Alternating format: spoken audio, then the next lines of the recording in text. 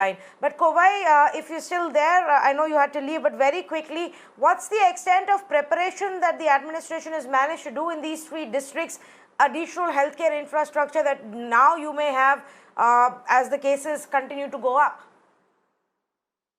Yeah, Tanvi. See, as far as the districts are concerned, wherein the zones are being earmarked, as I pointed out earlier, the house-to-house searching and screening is already been in place. That's the reason why testing are being targeted, like how the panelists are suggesting about targeted test. It's already being done.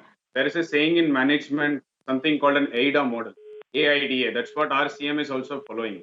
Awareness, interest, desire, and action. And just a minute, 10 minutes ago, he has given one news for the containment zones, wherein they will create the maximum awareness in the containment zone. They will create interest in the people by giving free sanitizers, masks, and 250 grams of disinfectant powders in those containment zones, so that there is a desire and action being percolated among the people to stay safe, stay at home, and practice that social distancing. And as and when the tests are being conducted extensively, we hope that the curve will be flattened, and definitely there is always a light at the end of the tunnel. So everybody hopes for the same. Even the global scenario is such. So we hope that we intensify these testing still further. As far as testing is concerned, we don't have any scarcity. We have about 41 testing centers so far in the state, including the private collaboration. And as far as the flagship program of Amma Canteen is concerned, which is churning out close to about 8 million meals a day, which by far is the highest in India. So there are structured programs which can take care of them both economically as well as emotionally. So I would put it in this way, that the state is all geared up to ensure that this phase gets out of us very fast. No, but I was more talking about from the point of view of beds and ventilators and quarantine centers and COVID treatment centers. Just take city of Chennai for example. Now you have 768 cases and roughly 100 that have come today itself. That's what I'm saying. 768 from the beginning. If you minus the discharge cases, it will be about 440, close to 440 active cases. The state in totality has got about 150 beds ready with us. 5,000 plus ventilators are ready.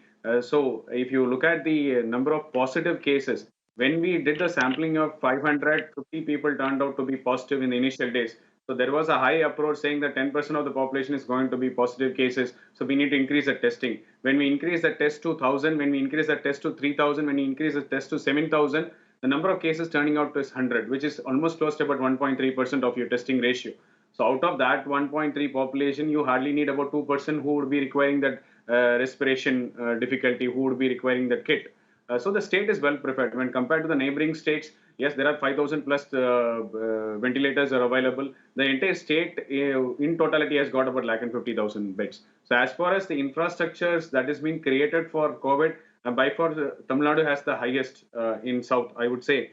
So the state is well prepared. Even the team, if you say that 50% of them have been discharged, so you can understand how the entire medical fraternity had gone about addressing this issue with respect to the age-wise breakup and what kind of treatment to be given, how to address it. That's the reason why the number of discharges are high. Even for your kind information, the state still has not started plasma therapy, because ICMR has sent out a guideline that this is not a very proven methodology to follow. Yes, Houston started it last month where 3 people were discharged, but plasma therapy, if not administered properly, could lead to a lot of complication and consequences.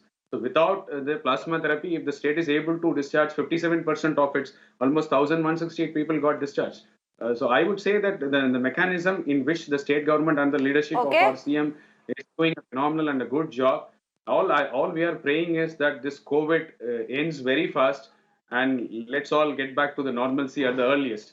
So I know it's a long road, but still we would say that we have gone by the guidelines, we are meticulously following it, and the RCM is leaving no stone unturned for whatsoever reason it is, be it economic package or be it welfare schemes or be it beneficial schemes or be it announcing 50 lakh for the frontline workers and the government staff and motivating them. There is a 20-minute motivational talk happening every day, how to use PPE kits and how to keep motivated in every hospitals, in COVID hospitals.